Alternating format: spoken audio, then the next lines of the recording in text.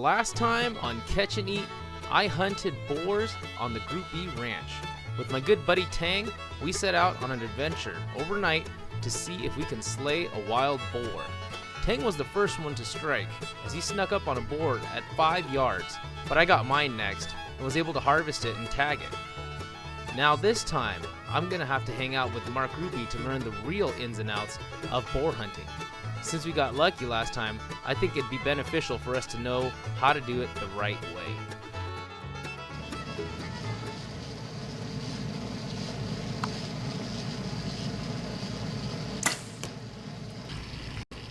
I'm off a little bit, but you can, my other one is right there. You can see the hole I cut with that broadhead was right there.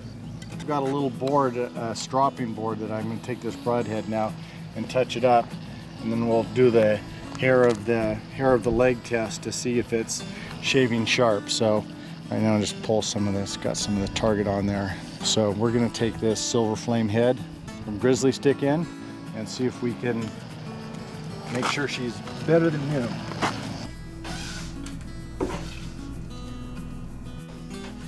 So anyways, we'll make sure it's on there.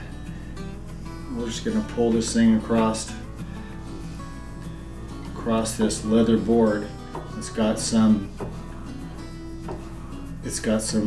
rouge on there, some buffing rouge. So this has been in the target a couple times. We're gonna hopefully see if we have it as good as new. So we'll do the old hair on the leg test.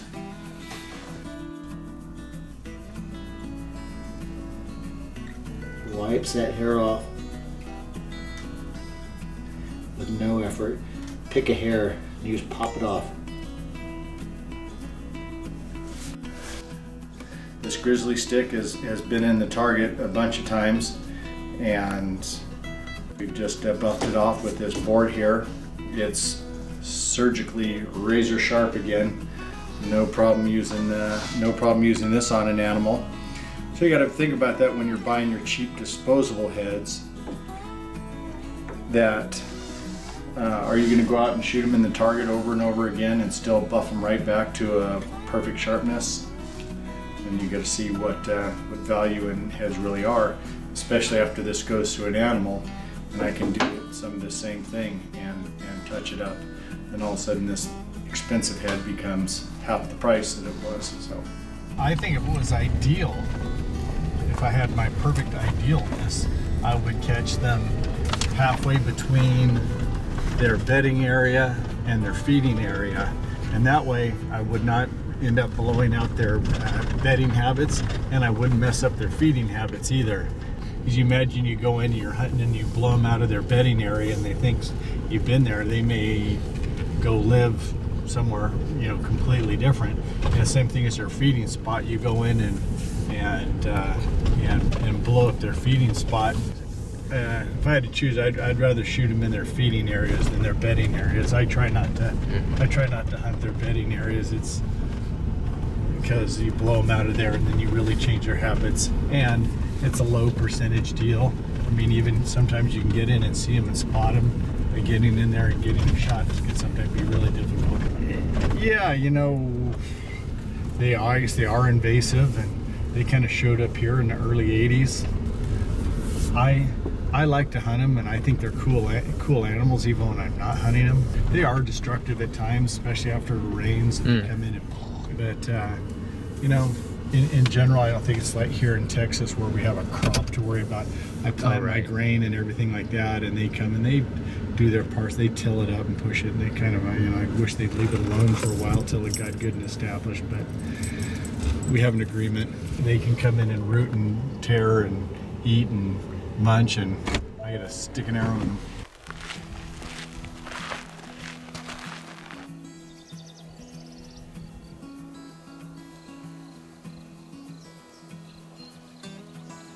That grass is a lot taller than you think. We'll walk down there. It's a little bit early to catch them here right now, but I think tomorrow morning there's a good chance of having some pigs in here tomorrow morning. It's called fillery. They'd be grazing on right now. This is what they like. High in protein. Must taste good. We'll start. These ones aren't real dry, but they're a little bit drier. They'll curl up like corkscrews and stick into your socks. I'll also eat like these wild oats here and stuff like this. Kind of this rye and oats and stuff like that. They'll snake track right here. Bakers across the road here. Right now, we've got a waxing gibbous moon here. Damn near full. It's gonna be light all night. I don't know if that ends up making a big difference right now. I think the bigger differences are how hot it's gonna be. They've got good eyesight even when it's totally dark. Well, around it last week when my friend Gnu and Tang were up here, and the moon was 1 week smaller, not very big, so it was pretty dark all night. Yet we got into pigs in the morning and the evening, so that was dark, and they were still out.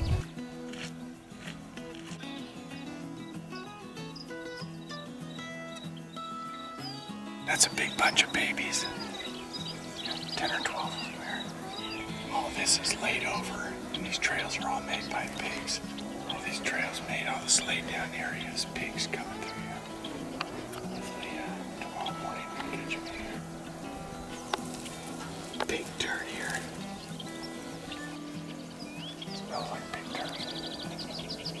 They didn't step in it. Bedded up on top of the hill over there. They're bedded up in the saddle over up in there. So we're going to work back that way, actually. We may run into them coming this way. So they're coming from those higher brush areas down in here. In the morning, the wind's going to be dropping.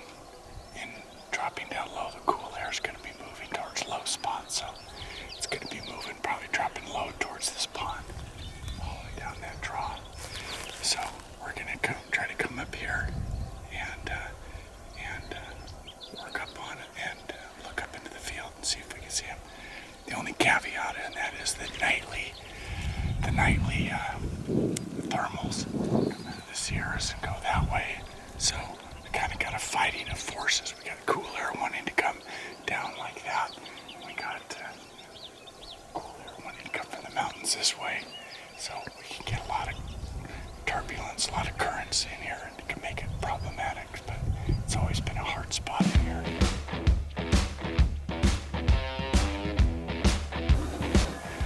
Got some pigs up in the field ahead of us here. Our wind is a bit screwy. We're really open here in the cover. So we may loop around, try to come in from that side of it.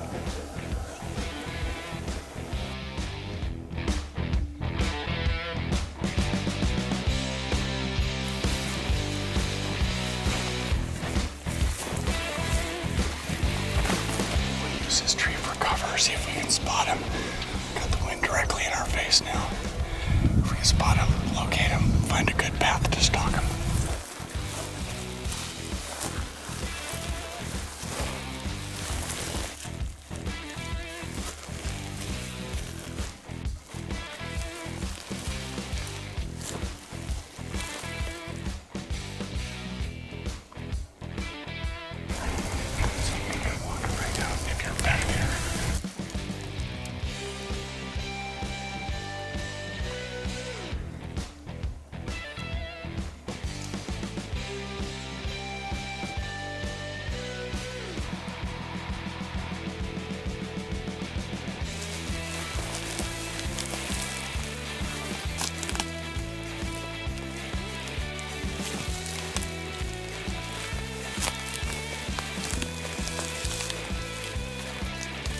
If I was really hungry for a pig, I'd get down on my hands and knees and then start crawling.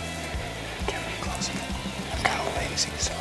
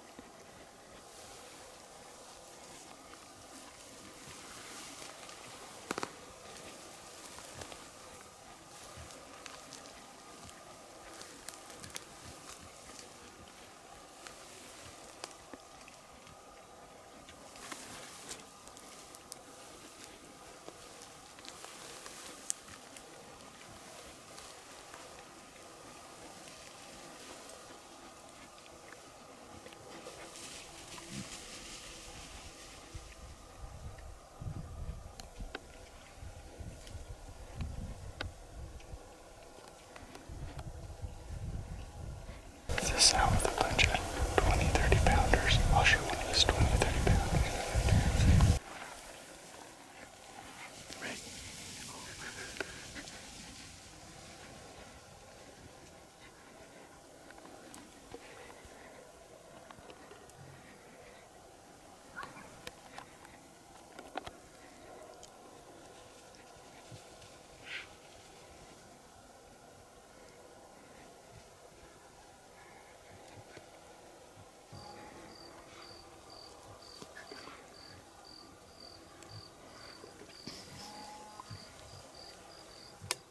Still some right belows here. We had lots of 20-yard shots at some of them. I was just kind of waiting for the perfect shot. If I'd been really desperate to get one, I had a number of shots there. I had a shot on the mom a few times, but I'm good with it. I'm good with waiting for the perfect shot. If I'd been somewhere else, I might not have waited for the perfect shot, but now you feel almost our wind starting to come down like this. So having our winds changing, we had them perfect till our wind changed.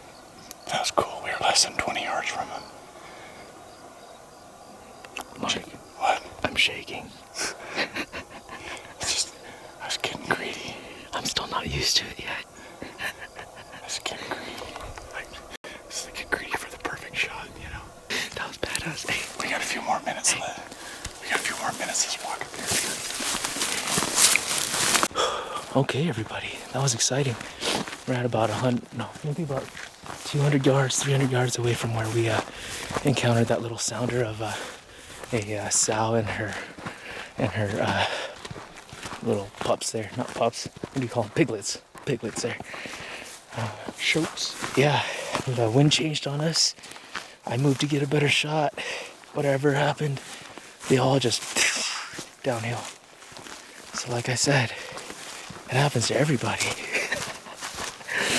Totally cool. We're gonna hit it again in the morning. One of these other fields out over here. And sweet dreams. See you guys out here in the morning.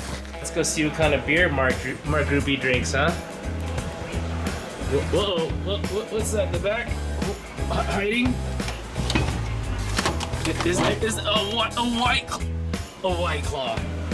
You know, actually, a white. I've never had a White Claw in my life. Mango white claw. I've never had a White Claw in my life. None of them. I think one of my hunters brought it up here. It's not mine, officer. I've claimed a lot of bad things in life. And a White Claw will not be one of them.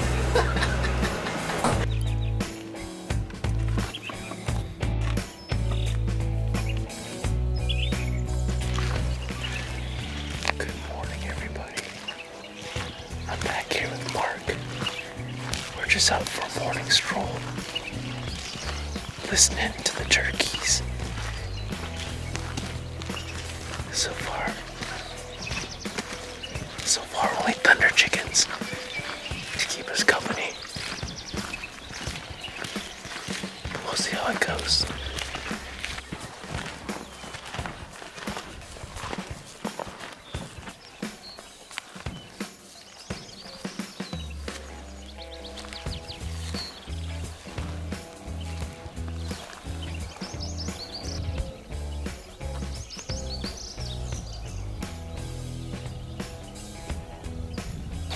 Bunch of pigs down here.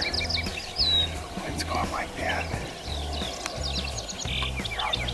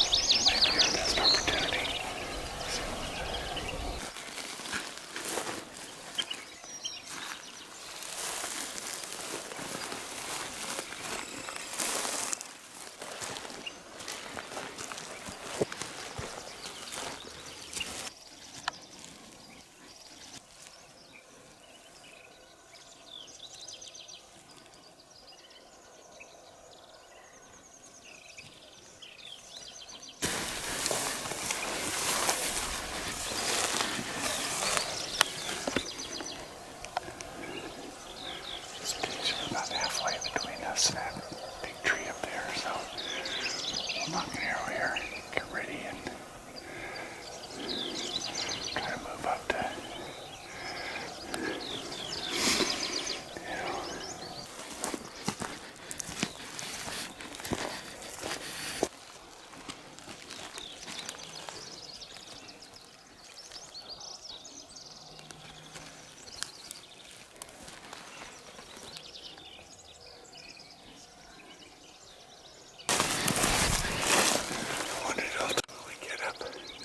this stuff right here.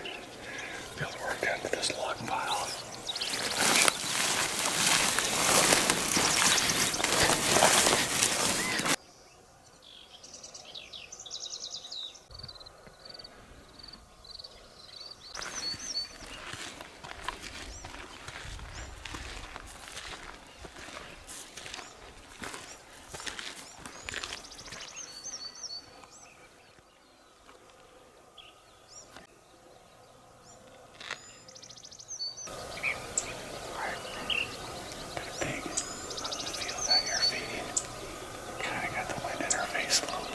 Stays that way. Try to keep that big tree between us and it. Might be able to come out right at about 30 yards on it, so got a good opportunity here.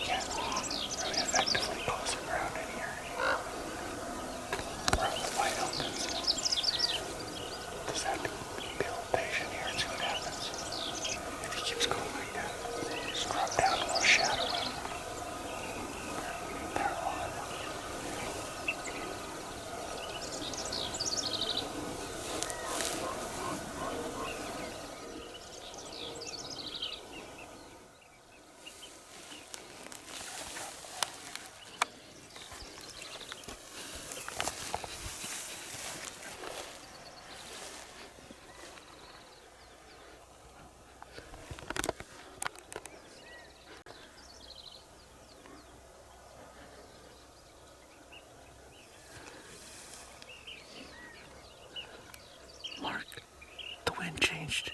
It's on our neck now. Yeah. Our wind changed right at our back. Now it's blowing right up to him.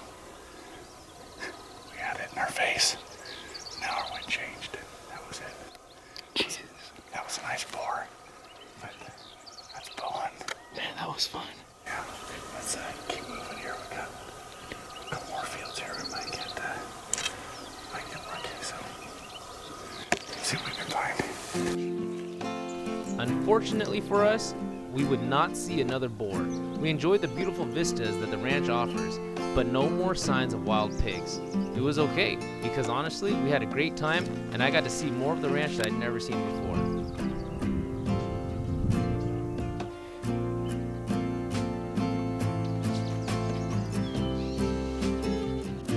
Well, guys, no pork today, but wasn't for the lack of trying. Just the shots didn't present themselves the last 2 days.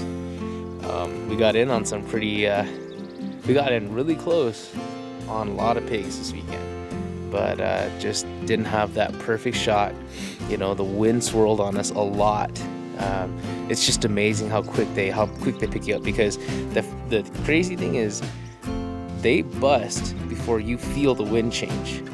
But when you feel it, you know that's what gets you. Because the last one, that very last pig right there, that was in the same spot, that's probably that second boar that was with my boar last week. He turned around, he smelled something, froze. He smelled something, bolted and stopped, and then analyzed it, and then continued going. And so, and it was only after that, after we saw him do that, then we felt that on the back of your neck. I mean, and honestly, we may have actually felt it, but we were so focused on the boar himself that, you know, you're not paying attention to the wind until after that happens. Then you go, oh right, that wind's touching my ear.